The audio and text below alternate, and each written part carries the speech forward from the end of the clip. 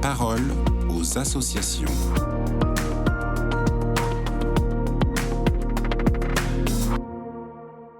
Bonjour à tous, bienvenue dans La Parole aux associations. Aujourd'hui, on part en Tour de France avec la Société de Saint-Vincent-de-Paul.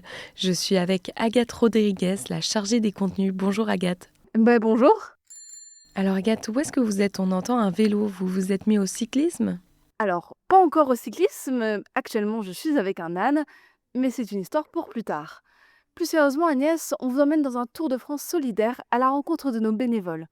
Sur nos réseaux sociaux, on essaye de montrer le travail de terrain, l'engagement, l'énergie de celles et ceux qui donnent de leur temps.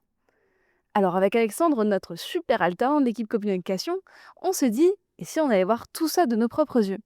Et c'est comme ça qu'est né le Tour de France des actions de la Société de Saint-Vincent-de-Paul. Et alors, est-ce que vous avez le temps d'aller dans toutes les équipes de bénévoles ? Alors non, malheureusement, on n'a pas encore trouvé comment se cloner. Et les journées ne font toujours que 24 heures. Alors on a choisi un format un peu plus réaliste, un tour des régions. Chaque semaine, on met le cap sur une région différente. Et on part à la rencontre des bénévoles qui agissent sur le terrain.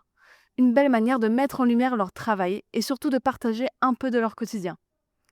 Mais surtout, ce Tour de France permet de montrer à tous ceux qui regardent nos vidéos que bien souvent, les actions solidaires sont plus proches de chez eux qu'ils ne le pensent. Et qu'est-ce qu'on en a fait des belles rencontres, hein ? Par exemple, Alexandre est parti voir un goûter-jeu au Mans. Il a aussi partagé un moment convivial dans un café sourire en extérieur à Lisieux, puis un autre à Strasbourg. Enfin, il est à la rencontre des bénévoles de l'aide alimentaire de Lyon et de l'atelier bien-être à Vannes. Moi, de mon côté, j'ai participé à un jeu de société dans un café sourire à Périgueux.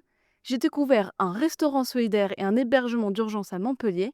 Et là, actuellement, je suis avec Oscar, un âne, et les bénévoles de Besançon, en train de faire une maraude. Et est-ce que les bénévoles se prêtent au jeu ? C'est vrai que c'est un peu intimidant au début, mais nos bénévoles sont incroyables. Souvent, ils s'attendent à nous voir débarquer avec des grosses caméras et une équipe de tournage de 15 personnes. Et en fait, on arrive en train, avec un téléphone, un tout petit micro et beaucoup de bienveillance. On prend le temps de discuter, de les écouter. Mais surtout, avant de lancer le tournage, on commence toujours par une phrase. Faites comme si on n'était pas là. Et très vite, le naturel revient. Ils parlent avec cœur et c'est ça qu'on veut montrer. Les bénévoles nous parlent un peu d'eux, mais surtout de l'importance de leur action par les personnes aidées chaque semaine. Par exemple, on a rencontré Laurence au Mans. Elle est bénévole depuis quelques temps et nous raconte qu'elle n'avait pas voulu attendre la retraite pour rejoindre une action solidaire. Laurence, elle a toujours le sourire aux lèvres et elle sait le communiquer.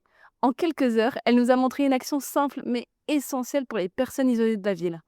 Dans une salle paroissiale, elle réunit bénévoles et personnes isolées pour jouer à des jeux de société, même quand on n'est pas très jeune. Et à chaque fois, une pâtisserie locale fournit le goûter. C'est un tout petit détail, mais il montre bien que les actions de la Société de Saint-Vincent-de-Paul s'inscrivent vraiment dans la vie de quartier, au plus près des gens. Parce que c'est aussi ce qu'on veut montrer avec ce Tour de France.